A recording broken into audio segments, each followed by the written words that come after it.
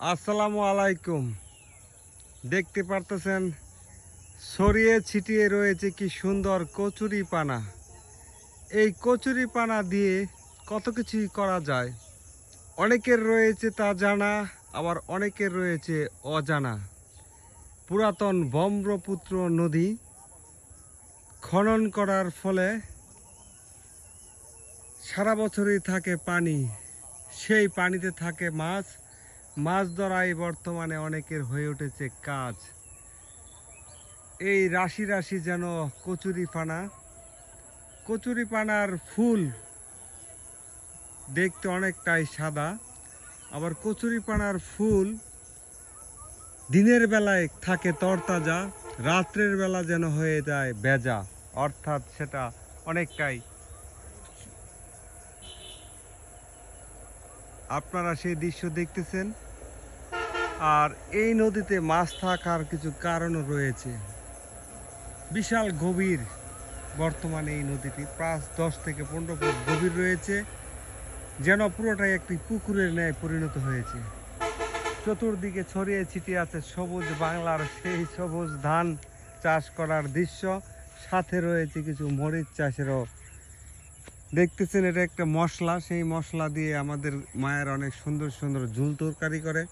আপনার চোখ যেদিকেই যাবে সবুজ আর সবুজে আলোকিত হবে।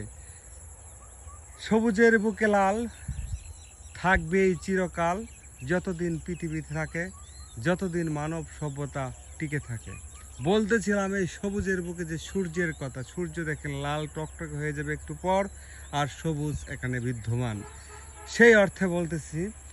আর এই পুরাতন ব্রহ্মপুত্র নদীটার সৌন্দর্য যেন বৃদ্ধি পেয়েছে শত শত হাজার হাজার কোটি কোটি কচুরিপানা ফুলের মাধ্যমে। নদীর দুপারে বসে আছে অনেকই লোক, এই পাশে রয়েছে কিছু লোক, ওই পাশে কিছু রয়েছে লোক।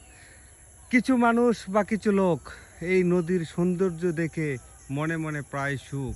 আবার কেউ এসেছে করতে কৃষিকাজ করেই টিকে আছে যুগের পর যুগ আমাদের এই সমাজ।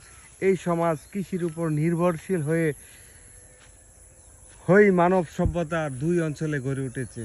কারণ কৃষি হচ্ছে বাংলাদেশের প্রাণ। কৃষি যদি উৎপাদন ব্যাহত হয়, বাংলাদেশের অর্থনৈতিক স্থবিরতা তখনই সৃষ্টি হয়।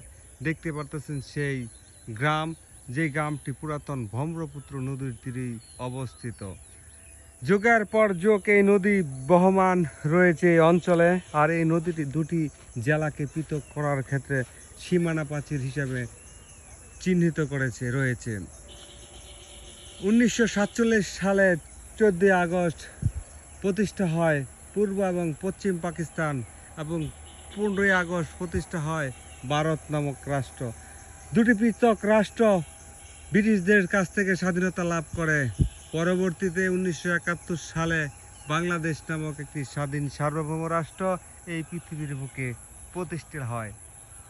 ঠিক তারপরেই বা তার আগে এই দুটি অঞ্চলকে এই নদীর মাধ্যমেই ভাগ করার ফলে সব কিছুই যেন দুই কেন্দ্রিক হয়ে যায়।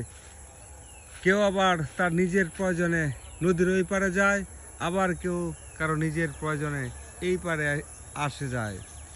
এভাবেই চলছে এই নদীর বহমান গতির সাথে মানুষের জীবনের চলাচল। আর নদীতে মাছ ধরে অনেকেই বৃদ্ধি করে তাদের আমিষের মনোবল।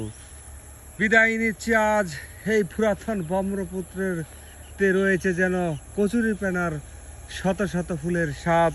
সেই সাজ দেখিয়ে এখানে বিদায় নিচ্ছি। পরবর্তীতে আবারও দেখা হবে, আবারও কথা হবে নতুন কোনো বিষয় নিয়ে, নতুন কিছু টপিক নিয়ে। সে পর্যন্ত ভালো থাকবেন। আসসালামু আলাইকুম ও আখিরি দেওয়ানা আনিল হামদুলিল্লাহ হিরব্বিল আলামিন।